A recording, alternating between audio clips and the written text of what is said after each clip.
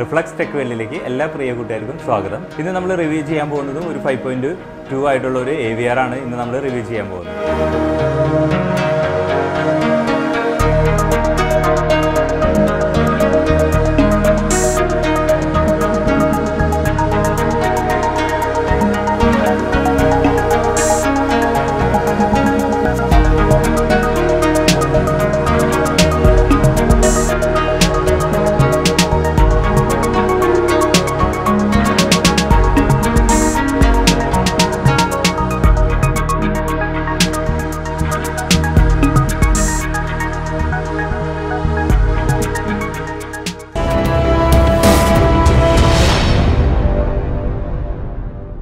എനിക്ക് തോന്നുന്നു 2 മാസം മുൻപ് തന്നെ ഇതേപോലെ ഒരു HDMI വെച്ചിട്ടുള്ള ഒരു ആംപ്ലിഫയർ ചെയ്തിരുന്നു ഒരു AVR ആയിട്ട്.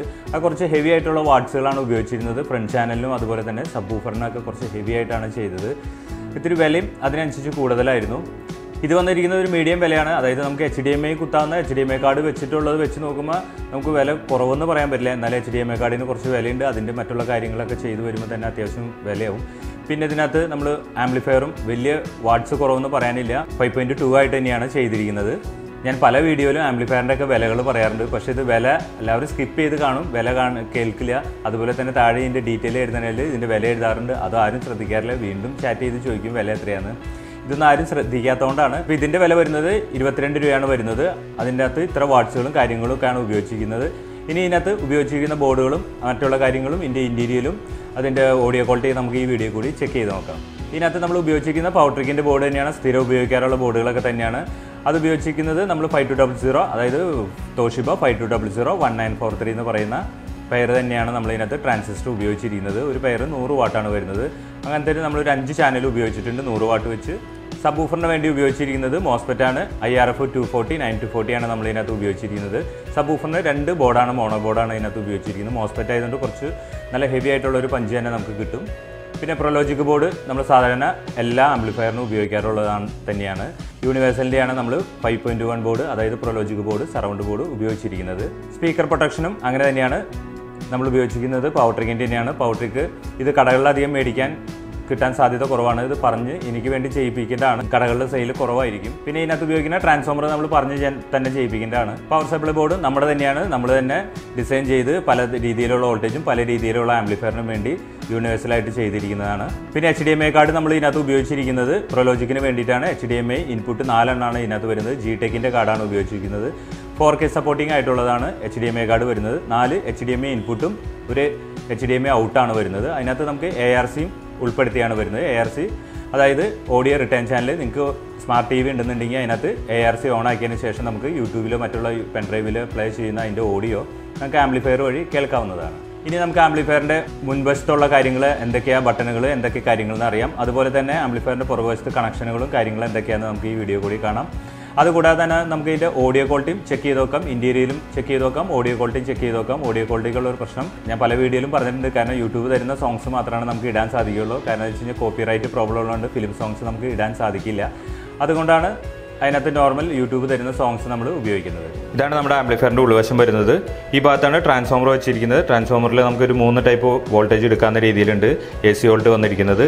അതിൽ നമ്മൾ എടുത്തിരിക്കുന്നത് മെയിൻ ആംപ്ലിഫയറിന് വേണ്ടി 35035 ആണ് എടുത്തിരിക്കുന്നത്. അതിന് വേണ്ടിയിട്ടുള്ള 10000-ൻ്റെ 4 കപ്പാസിറ്ററാണ് 50 വോൾട്ടിൽ നമ്മളിവിടെ കൊടുത്തിരിക്കുന്നത്. അടുത്തായിട്ട് നമ്മൾ ഇതിനകത്ത് 12012 എടുത്തിട്ടുണ്ട്. അതെടുത്തിരിക്കുന്നത് നമ്മുടെ സ്പീക്കർ പ്രൊട്ടക്ഷൻ, അതുപോലെ തന്നെ സറൗണ്ട് ബോർഡ്, USB പാനൽ ഇതിലേക്ക് വേണ്ടിയിട്ടാണ് സെപ്പറേറ്റ് ചെയ്ത് നമ്മൾ റെഗുലേറ്ററൈസ് ഇട്ട് കൊടുത്തിരിക്കുന്നത്. അടുത്തൊരു 12 വോൾട്ട് എടുത്തിരിക്കുന്നത് ഫാനിന് വേണ്ടി സെപ്പറേറ്റ് ആണ് നമ്മൾ കൊടുത്തിരിക്കുന്നത്. കാരണം വേറെ നോയ്സ് കാര്യങ്ങൾ വരാതിരിക്കാൻ വേണ്ടിയിട്ടാണ് അങ്ങനെ കൊടുത്തിരിക്കുന്നത്. ഇത് നമ്മൾ കൊടുത്തിരിക്കുന്നത് ഇതിൽ നിന്ന് 12 വോൾട്ട് എടുത്തതിന് ശേഷം 5 വോൾട്ട് കറക്റ്റ് സ്റ്റഡി ആയി നിൽക്കാൻ വേണ്ടിയിട്ടാണ് കൊടുത്തിരിക്കുന്നത്. ഇത് നമ്മൾ പോകുന്നത് HDMI കാർഡിലേക്ക് വേണ്ടിയാണ്. അപ്പോൾ അതിനകത്ത് വോൾട്ടേജ് വേരിയേഷൻ വരാതിരിക്കാൻ വേണ്ടിയാണ് കൊടുത്തിരിക്കുന്നത്. പിന്നെ ഇതിൻ്റെ ഫ്രണ്ട് പാനലിൽ വന്നിരിക്കുന്ന ഡിസ്പ്ലേ ആണ്. ഈ ഭാഗത്ത് USB പാനലിൻ്റെ ഡിസ്പ്ലേ ആണ്. ഇതാണ് നമ്മുടെ മെയിൻ ബോർഡ് വന്നിരിക്കുന്നത്. ഇത് പവർ ട്രിക്കിൻ്റെ തന്നെയാണ്. നമ്മൾ ഉപയോഗിക്കുന്ന എല്ലാ ബോർഡുകളും പവർ ട്രിക്കിൻ്റെ തന്നെയാണ്. ഇവിടെ നമ്മൾ പറഞ്ഞ് ചെയ്യിപ്പിക്കേണ്ടതാണ്. ഈ സബിന് വേണ്ടി നമ്മൾ ഉപയോഗിച്ചിരിക്കുന്നത് മോസ്ഫെറ്റ് ആണ്. 2 ബോർഡാണ്, മോണോ ബോർഡ് 2 എണ്ണം ഉപയോഗിച്ചിട്ടുണ്ട് സബ്വൂഫറിന് വേണ്ടി. ഇതിനകത്ത് ഒരു ചാനൽ നമുക്ക് 200 വാട്ട് കിട്ടും. അങ്ങനെ 200 ആണ് വരുന്നത്. 5 ചാനലിന് വേണ്ടി നമ്മൾ ഉപയോഗിച്ചിരിക്കുന്നത് 5200 1943 തന്നെയാണ് തോഷിബ ഉപയോഗിച്ചിരിക്കുന്നത്. അതിൽ ഒരു പെയറിൽ 100 വാട്ടാണ് കിട്ടുന്നത്. അങ്ങനെ 5 പെയർ നമ്മൾ ഉപയോഗിച്ചിട്ടുണ്ട്. അപ്പോൾ 500 വാട്ട് നമുക്ക് അങ്ങനെ കിട്ടും. ഇതിൻ്റെ പുറകിലായിട്ട് വെച്ചിരിക്കുന്നതാണ് സ്പീക്കർ പ്രൊട്ടക്ഷൻ. ഇതും പവർടെക്കിൻ്റെ തന്നെയാണ്. നമ്മൾ 5.2ന് വേണ്ടിയിട്ടാണ് 5 ചാനലും അതുപോലെ തന്നെ രണ്ട് സബിനുള്ള ഔട്ടാണ് വലിയ റിലേ കൊടുത്തിരിക്കുന്നത്. ഇതിൻ്റെ പുറകിൽ പ്രൊലോജിക് ബോർഡാണ്, അതായത് നമ്മൾ ഉപയോഗിക്കുന്നത് യൂണിവേഴ്സലിൻ്റെ ആണ്. നമ്മൾ വാറണ്ടി കൊടുക്കുന്നതുകൊണ്ടാണ് യൂണിവേഴ്സലിൻ്റെ ഉപയോഗിക്കുന്നത്. ഇത് HDMI കാർഡ് വന്നിരിക്കുന്നതും Gtechൻ്റെ ആണ്. 4K സപ്പോർട്ടിംഗ് ആയിട്ടുള്ള ഒരു HDMI കാർഡാണ്. 4 HDMI ഇൻപുട്ടും ഒരു HDMI ഔട്ടാണ്. അത് നമുക്ക് ARC ആയിട്ടും ഉപയോഗിക്കാവുന്നതാണ്.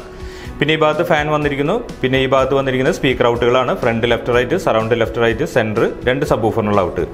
ഇത്രയൊക്കെയാണ് ഇതിൻ്റെ ഉൾവശം വരുന്നത്. ഇതിൻ്റെ മുൻവശം വന്നിരിക്കുന്നത് ഇതിൻ്റെ മാസ്റ്ററോളിയാണ്. ഇത് നമുക്ക് പ്രസ് ചെയ്ത് കഴിഞ്ഞ് ഇതുപോലെ പ്രസ് ചെയ്യുകയാണെങ്കിൽ നമുക്ക് ഇതിൻ്റെ ഓരോ ഫംഗ്ഷനിലേക്ക് പോകാവുന്നതാണ്. അതായത് front left right, surround, centre channel, subwoofer, അതിൻ്റെ ബേസ്, ട്രിബിൾ, പിന്നെ ഇൻപുട്ടുകൾ, ഇതെല്ലാം ഇതുവഴി പ്രസ് ചെയ്താൽ നമുക്ക് സെലക്ട് ചെയ്യാവുന്നതാണ്. അതുകൂടാതെ നമുക്ക് വോളിയം അഡ്ജസ്റ്റ് ചെയ്യാവുന്നതാണ്. അടുത്തായിട്ട് വരുന്നത് നമ്മൾ തൊട്ടടുത്ത് 2 ബട്ടൺ കാണാം. ഇത് നമുക്ക് HDMI ഇൻപുട്ടാണ് സെലക്ട് ചെയ്യുന്നത്. ഇത് സെലക്ട് ചെയ്തില്ലെങ്കിൽ നമ്മൾ ഏതാണ് ഇൻപുട്ട് നമ്മൾ കൊടുത്തിരിക്കുന്നത് വെച്ചാൽ ഓട്ടോമാറ്റിക്കലി അത് ഡിക്റ്റേറ്റ് ചെയ്യുന്നതാണ്. അതുകൂടാതെ നമ്മളൊരു 4 ഇൻപുട്ടുകൾ സെലക്ട് ചെയ്യുകയാണെങ്കിൽ നമുക്ക് ഇതിനകത്ത് ഇൻപുട്ട് ഇതേപോലെ പ്രസ് ചെയ്ത് കഴിഞ്ഞാൽ ഓരോന്ന് ചേഞ്ച് ആവുന്നതാണ്.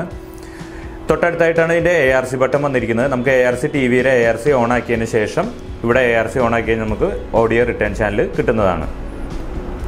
പിന്നെ സാധാരണ കൊടുക്കാറുള്ള പോലെ തന്നെ നമ്മൾ USB പാനൽ കൊടുത്തിട്ടുണ്ട്. അതിനകത്ത് ബ്ലൂടൂത്ത് ഇതെല്ലാം നമുക്ക് വർക്ക് ചെയ്യുന്നതാണ്. USB അതുപോലെയുള്ളതെല്ലാം.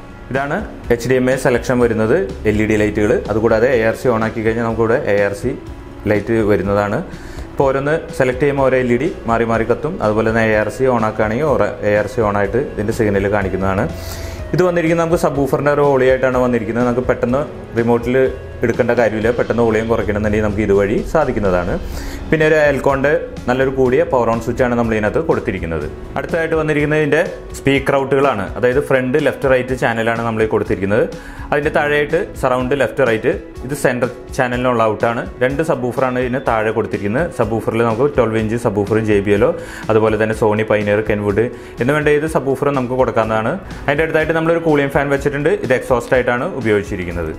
ഇതിൽ വന്നിരിക്കുന്ന HDMI ഇൻപുട്ടുകളാണ് ഇതെല്ലാം. ഇതിൽ HDMI 1, HDMI 2, HDMI 3, HDMI 4 ഇത്രയാണ് ഇൻപുട്ടുകൾ വന്നിരിക്കുന്നത്. നമുക്കിത് ഇന്ന് കമ്പ്യൂട്ടറിൽ നിന്നായിട്ട് കൊടുക്കാം. അതുപോലെ തന്നെ DVD പ്ലെയറിൽ നിന്ന് കൊടുക്കാം, ബ്ലൂറേ പ്ലെയറിൽ നിന്ന് കൊടുക്കാം. ഇനിയിപ്പോൾ CC ക്യാമറയാണെങ്കിൽ അത് നമുക്ക് കണക്ട് ചെയ്യാം. അതുകൂടാതെ നമുക്ക് ഫയർ സ്റ്റിക്ക് അതുപോലുള്ള ഇൻപുട്ടുകളെല്ലാം ഇതിനകത്ത് കണക്ട് ചെയ്യാം. അതിനുശേഷം നമുക്ക് ഇതിൻ്റെ ഔട്ട് എടുത്തതിന് ശേഷം പ്രൊജക്ടറിലേക്കായിട്ടോ അല്ലെങ്കിൽ LCD TVയിലേക്കായിട്ടോ കണക്ട് ചെയ്യാം. നമുക്ക് ARC ഉള്ള TV ആണെന്നുണ്ടെങ്കിൽ നമുക്ക് ഇതിനകത്ത് ARC സപ്പോർട്ട് ആവുന്നതാണ്. ഇത് നമുക്ക് ഈ കിറ്റ് വന്നിരിക്കുന്നത് 4K റെസൊല്യൂഷൻ സപ്പോർട്ട് ആവുന്നതാണ് ഇതിനകത്ത്. പിന്നെ അടുത്തായിട്ട് വന്നിരിക്കുന്നത് DVD ഇൻപുട്ടുകളാണ്. ഇത് സറൗണ്ടിൻ്റെ ലെഫ്റ്റ് റൈറ്റ്, അതുപോലെ തന്നെ centre, sub, front channel, left right ഇത്രയാണ് ഇതിൻ്റെ 6 ചാനൽ ഇൻപുട്ട് വന്നിരിക്കുന്നത്. അതുകൂടാതെ ഇതിനകത്ത് നമുക്ക് auxiliary analog input, auxiliary 1, auxiliary 2 ഇത്രയാണ് ഇതിൻ്റെ ഇൻപുട്ടുകൾ വരുന്നത്. ഇപ്പം നമ്മൾ ഇതിൻ്റെ എല്ലാ കണക്ഷനും കൊടുത്തിട്ടുണ്ട്. HDMI നമ്മൾ കൊടുത്തിരിക്കുന്നത് ഈ DVD പ്ലെയറിൽ നിന്നാണ്. ഇതിന് വലിയ ഔട്ട്പുട്ട് ക്വാളിറ്റി ഉള്ളതല്ല, എന്നാലും നമുക്ക് ചെക്ക് ചെയ്യാൻ വേണ്ടി മാത്രമാണ് ഇവിടെ HDMI കണക്ട് ചെയ്തിട്ടുണ്ട്. അതുകൂടാതെ നമ്മൾ പെൻഡ്രൈവും ഇതിനകത്ത് കണക്ട് ചെയ്തിട്ടുണ്ട്. നമുക്ക് ഒരേ സോങ് നമുക്ക് HDMI വഴിയും പെൻഡ്രൈവ് വഴിയായിട്ട് നമുക്കൊന്ന് കേട്ട് നോക്കാം. ചെറിയൊരു വ്യത്യാസം ഇതിൻ്റെ ക്വാളിറ്റി, ഇതിൻ്റെ ഔട്ട്പുട്ട് ക്വാളിറ്റി എങ്ങനെയുണ്ട് അതിനനുസരിച്ചിട്ടാണ് അതിൻ്റെ വ്യത്യാസങ്ങളൊക്കെ വരുന്നത്. നമുക്ക് ആദ്യം പെൻഡ്രൈവ് ഇട്ട് സോങ് ഒന്ന് ചെക്ക് ചെയ്ത് നോക്കാം.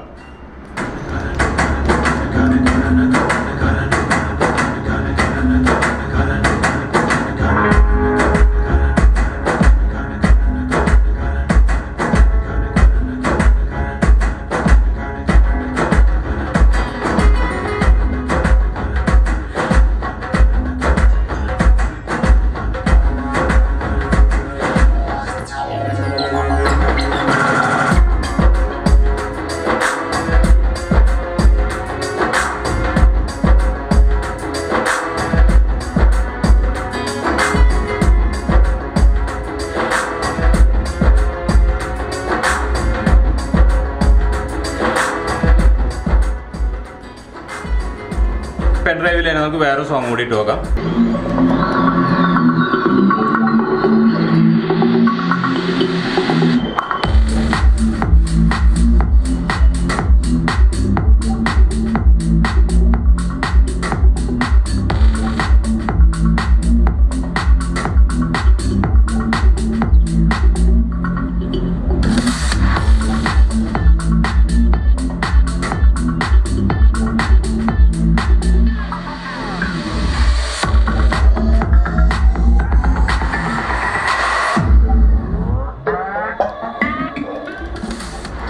ഇനി നമുക്ക് ഈ DVD പ്ലെയറിൽ നിന്ന് കേട്ട് നോക്കാം ഇതിൻ്റെ ഔട്ട്പുട്ട്.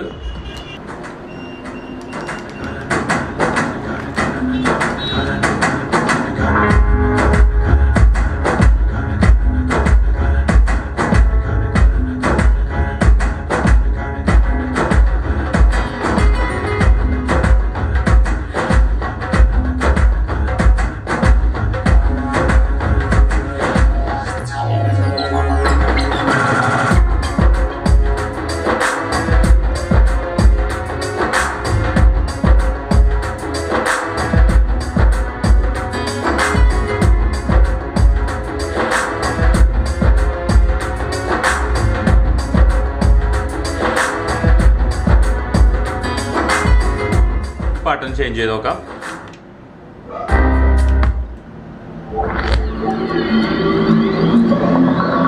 നമ്മൾ പെൻഡ്രൈവിൽ കേട്ട അതേ സോങ് രണ്ടുമാണിത്.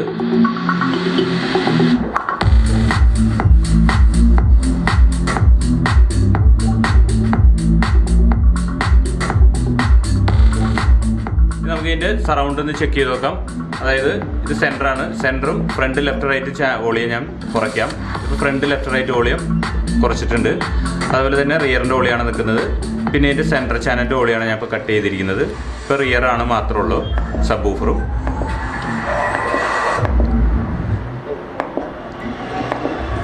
ഇപ്പോൾ റിയർ ചാനലാണ്.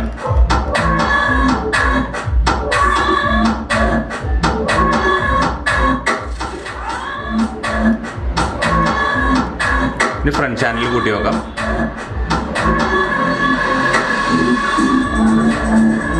സെൻറ്റർ, സബ്വൂഫർ,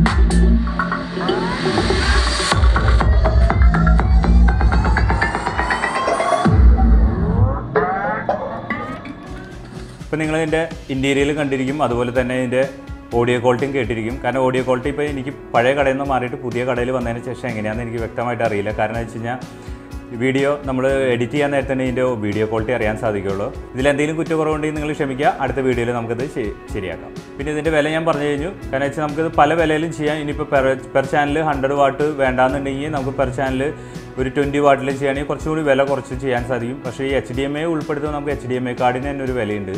ആ വിലയ്ക്ക് അനുസരിച്ചിട്ട് നമ്മൾ ആംപ്ലിഫയറിൻ്റെ വില വ്യത്യാസം വന്നുകൊണ്ടിരിക്കും.